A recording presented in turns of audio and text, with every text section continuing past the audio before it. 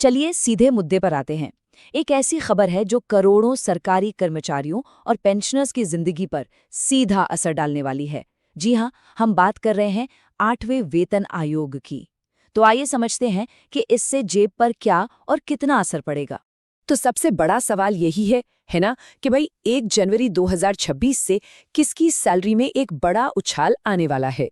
ये एक ऐसा सवाल है जो करोड़ों लोगों से जुड़ा है, खासकर केंद्रीय कर्मचारियों और पेंशन भोगियों से। तो ये जानकारी उनके लिए बेहद जरूरी हो जाती है। तो अगले कुछ मिनटों में हम क्या-क्या जानने वाले हैं? देखिए, हम समझेंगे कि ये 58वां वेतन आयोग आखिर है क्या चीज, इससे किसको और कितना फायदा होने वाला है, ये जो फिटमेंट फैक्टर का बार-बार जिक्र होता है, इसका मतलब क्या है, और सबसे जरूरी, ये सब लागू कब होगा। साथ ही कर्मचारियों की अपनी क्या मांगे हैं, उस पर भी नजर डालेंगे। तो चलिए शुरू करते हैं अपने पहले सवाल से। 8वां वेतन आयोग, आखिर ये है क्या? आइए इसे बिल्कुल बेसिक से समझते हैं। तो देखिए, वेतन आयोग को आप एक तरह से सरकार की एक्सपर्ट कमेटी समझ सकते हैं। इसका काम बड़ा सीधा सा है। हर 10 साल में ये बैठती है और देखती है कि भाई महंगाई कितनी बढ़ी, जीने का खर्च कितना बढ़ा, देश की अर्थव्यवस्था की क्या हालत है। और इन सब चीज़ों को ध्यान में रखकर ये सरकारी कर्मचारियों की सैलरी और पेंशन में ज़रूरी बदलाव की सिफारिश करती है।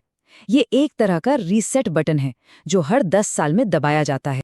और हाँ, सबसे जरूरी बात, तारीख। 8वें वेतन आयोग की सिफारिशें 1 जनवरी 2026 से लागू होंगी। क्यों? क्योंकि ये पूरा सिस्टम 10 साल के साइकिल पर चलता है।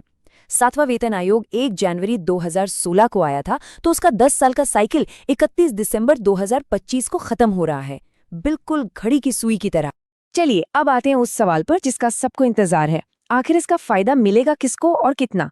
और मैं बता दूं, ये जो नंबर है ना, ये वाकई में बहुत बड़े हैं। तो सबसे पहले बात करते हैं उन लोगों की जो अभी सर्विस में हैं, मतलब मौजूदा कर्मचारी। जानते हैं कितने? देश भर में करीब करीब 50 लाख केंद्रीय कर्मचारी हैं। जी 50 लाख। इन सब की सैलरी पर इसका सीधा सीधा असर पड़ेगा। लेकिन रुकिए, कहानी यहीं खत्म नहीं होती। इसमें करीब 67 लाख पेंशन भोगी भी शामिल हैं। तो अगर हम दोनों को जोड़ दें, 50 लाख कर्मचारी और 67 लाख पेंशनर्स, तो ये आंकड़ा 1,17,00,000 के पार पहुंच जाता है। सोचिए, 1.25 करोड़ से भी ज्यादा लोगों की आर्थिक जिंदगी इससे सीधे सीधे जुड़ जाती है। अब जरा इन नंबर्स पर गौर कीजिए। ये हमें एक झलक देते हैं कि सैलरी में उछाल कितना आ सकता है। देखिए, 7वें वेतन आयोग में जो न्यूनतम बेसिक सैलरी 18,000 रुपये तय हुई थी, वो अब 8वें में बढ़कर अनुमान है कि 21,000 से 34,000 के बीच हो सकती है। और यही नहीं, न्यूनतम पेंशन जो अभी 9,000 रुपये है, वो भी बढ़कर 15,000 से 17,000 तक पहुंचने की उम्मीद है। तो ये एक अच्छा खासा जंप है। अच्छा, अभी हमने एक शब्द सुना, फिटमेंट फैक्टर। सुनने में थोड़ा टेक्निकल लगता है ना, लेकिन यकीन मानिए सैलरी बढ़ने का पूरा खेल इसी एक चीज पर टिका है। तो चलिए इस पहेली को सुलझाते हैं बिल्कुल आसान शब्दों में। तो ये फिटमेंट फैक्टर है क्या? ये बस एक मल्टीप्लायर है, एक जादुई नंबर। जो पुरानी बेसिक सैलरी है, उससे इस नंबर से गुणा कर दिया जाता है और बस नई बेसिक सैलरी निकल आती है। हिसाब बिल्कुल सीधा है। ये फैक्टर जितना बड़ा, सैलरी में उछाल भी उतना ही बड़ा। और ये नंबर्स देखिए, ये पूरी कहानी बयां कर देते हैं। 7वें वेतन आयोग में ये फैक्टर था 2.57। अब 8वें में अनुमान लगाया जा रहा है कि ये 2.86 से 3.15 के बीच हो सकता है। लेकिन असली ट्विस्ट यहाँ है। कर्मचारी संगठन मांग कर रहे हैं कि इसे 3.68 किया जाए। अगर ऐसा होता है तो न्यूनतम सैलरी सीधे 26,000 रुपये पर पहुंच जाएगी। तो सारा खेल इसी नंबर का है। ठीक है, तो सैलरी कितनी बढ़ेगी इसका अंदाजा तो लग गया, लेकिन सबसे बड़ा सवाल, ये पैसा हाथ में आएगा कब? चलिए अब इसकी टाइमलाइन को समझते हैं कि ये पूरी प्रक्रिया कैसे काम करेगी।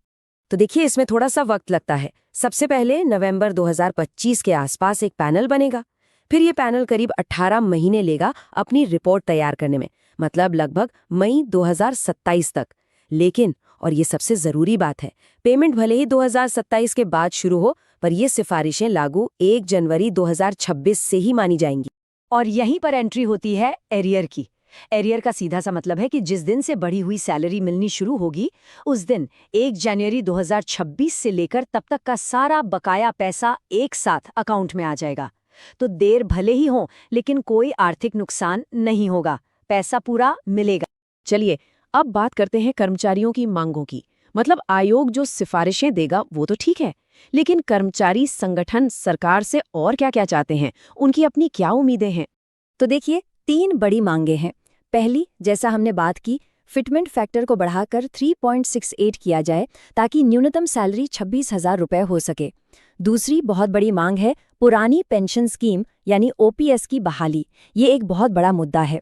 और तीसरी मांग है कि जो महंगाई भत्ता यानी डीए मिलता है उसे समय पर बेसिक पे में जोड़ दिया जाए।